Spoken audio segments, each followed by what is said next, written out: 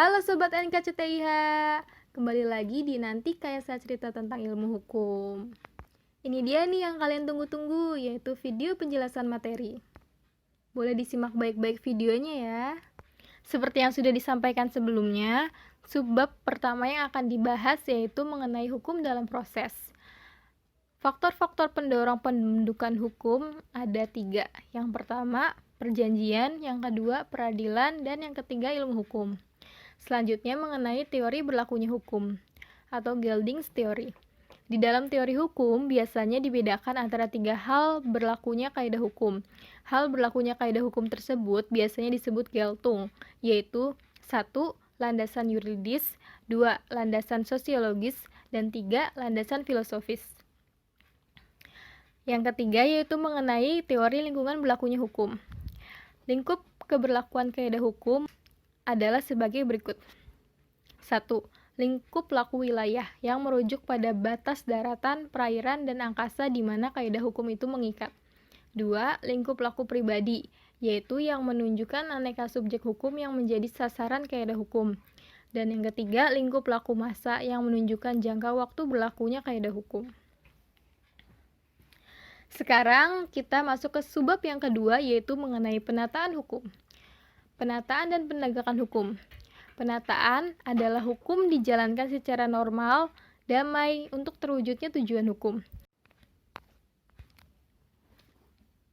Sementara penindakan adalah tindakan berupa penghentian, pemeriksaan, penagahan, dan atau penyegalan untuk terwujudnya tujuan hukum.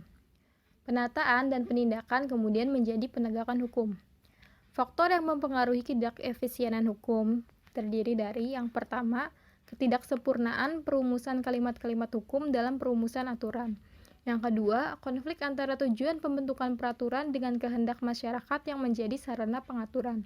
Dan yang ketiga, tidak ada norma-norma pelaksanaan. Selanjutnya, teori penataan hukum. Yang pertama ada teori paksaan, dan yang kedua ada teori hukum dan kekuasaan. Kekuasaan tidak selalu, bahkan sering tidak bersumber pada kekuatan fisik. Kekuasaan sering bersumber pada wewenang formal yang memberikan wewenang dan kekuasaan kepada seseorang atau suatu pihak dalam suatu bidang tertentu. Dalam hal demikian, dapat kita katakan bahwa kekuasaan itu bersumber pada hukum, yaitu ketentuan-ketentuan hukum yang mengatur pemberian wewenang, hubungan hukum dan kekuasaan dalam masyarakat. Dengan demikian dapat kita simpulkan sebagai berikut. Hukum memerlukan kekuasaan bagi pelaksananya, sebagaimana kekuasaan itu sendiri ditentukan oleh batas-batas hukum. Secara populer, kesimpulan ini barangkali diungkapkan dalam slogan bahwa hukum tanpa kekuasaan adalah angan-angan, kekuasaan tanpa hukum adalah kesewenang-wenangan. Kesimpulan yang dapat kita tarik dari uraian tersebut mengenai hukum dan kekuasaan adalah bahwa kekuasaan merupakan suatu unsur yang mutlak dalam suatu masyarakat hukum, dalam arti masyarakat yang diatur oleh dan berdasarkan hukum. Gimana? Semoga materinya bisa dipahami ya.